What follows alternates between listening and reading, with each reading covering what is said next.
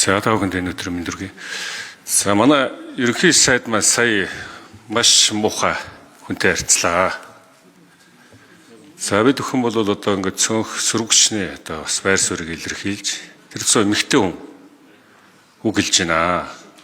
Энэ улс оронд болж байгаа ч юм байгаа, болохгүй ч юм байгаа. Монголын үндэсний статистикийн орноос 2024 он 2025 оны нэг хүний амьдрах зарлыг гаргасан байл. 24% өссөн байна өнөөдөр. Амьдрал маш дурдж байна. Хүмүүсийн амжиргаа муу байна.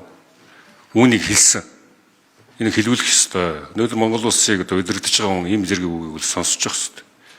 Тэгэхэд өнөөдөр улсын хурлын гишүүндэд үгээ хэлж яхад Монгол улсын ерөнхий сайдад ийм байдлаар эмэгтэй хүнийг одоо бас хэлнэ гэдэг бол хэр тийлгэм их эвгүй байлаа. Энэ дээр одоо бас Монгол улсын ерөнхий сайд цааш анхаараарэ. За ингээд миний одоо бас 2-3 асуудал байсан. Тэрийг одоо яаралтай асуух минут маань бас болж шиг байна.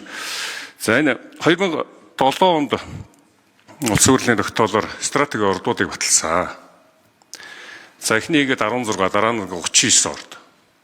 Үүнээс хойш энэ стратеги ордуудын 34-өөс 50%-ийг Монгол улс ашиг хувь байдлаар авна гэсэн энэ ажлуудаа хэрэгжихгүй яваад ирсэн. Тэр Ардчилсан намын бүлгийн одоо ингээд 5-6 гишүүн аймаг орон нутгаараа тойроод энэ одоо хуулийг хэрэгжүүлэх, энэ ашиг орлогоос энэ ард иргэнийн амьдралыг сайжруулах тулгамдж байгаа олон асуудлаа шийдвэрлэх дээр бол санал санаачлах гаргаад явсан. Энэ үндэсний баялагын санд одоо төлрүүлэхийг бол бид бүхэн дэмжиж ард иргэдээс санал авсан. Үндсэндээ бол Монгол улсын засгийн газрын хийж байгаа ажил буюу энэ улсын өвөр бүхэл дэ хүмүүсийн ажил бол энэ зүгт байгаа гэж ингэж бодож байгаа. Гэсэн хэдий ч төрийн сайд хүн нь яахлаараа та нар ингэ явж идэх гэсэн байдалтай бүр нэг хүнийг онцлоод маш хэмжээний одоо худлал гүтгэдэг янз янзын зүйлүүдийг бол ярьсан. Тэгэхээр би юу хэлэх гээд байна гэхээр энэ засгийн газар чи яг энэний төлөө байгаа мó? Энэ ажлыг хийж хэрэгжүүлэхийн төлөө байгаа мó? Нэг асуулт. За хоёрт нь энэ стратеги ордуудыг цааш нь нэмэх асуудлыг ярьж байна ард иргэд. За энэ 39 сарын 16 энд чи ороогүй зөндөө ордууд байна. Үүн дээр одоо ямар ажиллагаанууд хийж байгаа вэ? За дараагийн асуудалт нь оюу толгоогоо борлуулалтын орлого Монгол банкаар орж ирэхгүй байна. Энэ Монгол банкаар оруулж ирэх ёстой. Өнөөдөр бидний валютын өсөлт Монгол мөнгөний ханшийн уналт бол маш их хурдцтай явж байна.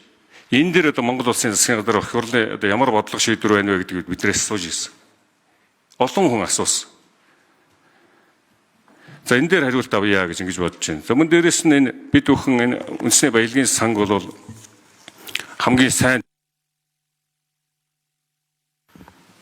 За хариулт өгье. Хэрэг сайд.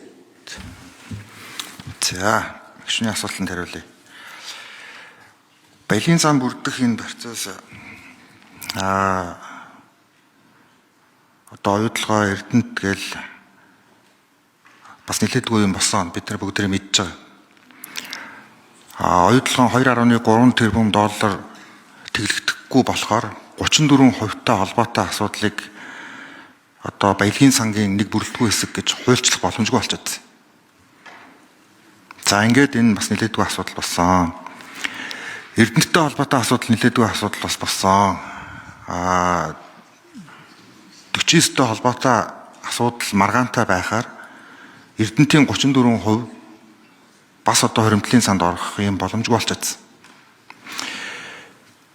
За дээрэс нь хөтөл гэдэргээд юм олон асуудлууд гарсан. Тэгээ энэ бүх асуудлуудыг шийдэж ижил одоо түрүү жилийн хууль батлагдсан. За энийг бол одоо жаргасайхан гишүүн маань сайн мэдж байгаа.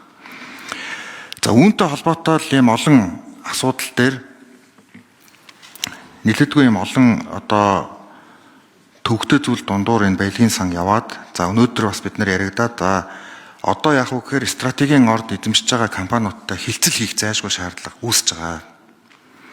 За өнөөдрийн энэ ярьж байгаа олон энэ ордууд за өнөөдрийн байж байгаа энэ уур амьсгалч гэсэн яг үүний цаана байгаа наан цаана олон одоо ил тоглолтуудаас болж байгаа юм байгаа. Энийг бид нар бүгдээрээ мэдж байгаа. Үүний ард бид нар гарах учиртай.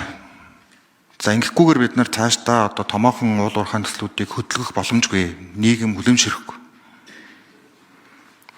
Тийм учраас өнөөдөр бид нар одоо үннээ яриад ил тод ярилцаад парламентаар оруулж ирж асуудлуудаа яриад тэгээ шинэ ийм төслүүдийг өмнөх алдаагаа давтахгүйгээр гаргах ийм л зүйл рүү явах нь бол зүйтэй.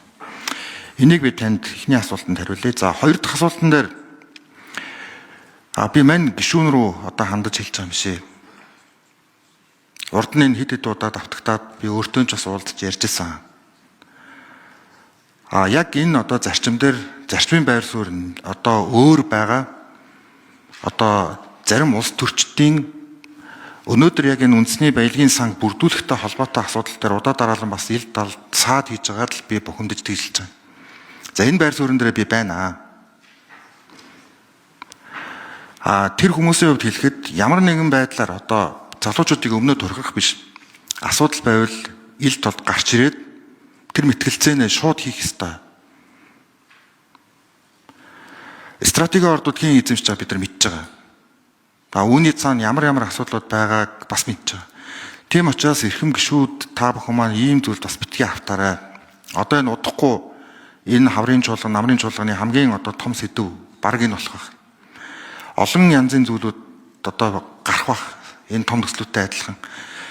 Тийм учраас нэгэнт цагаан өнгөрөөдсөн байгаа улс төрчид өөрсдийнхөө хэлж чадахгүй байгаа асуудлыг одоо их ашигын зөрчигдөд ирэхлээр энэ тэндээс одоо энгийн залуучуудаар дамжуулж эсвэл хэвлэл мэдээлэлээр дамжуулж ийм байдлаар бохир технологи энэ цаг үеийн улс төрд хэрэглэх гээд хэрэггүй л гэж би хэлж байна. За энэ дээр би дахиад ч яг ийм байр суурьуд бол бас илэрхийлнэ.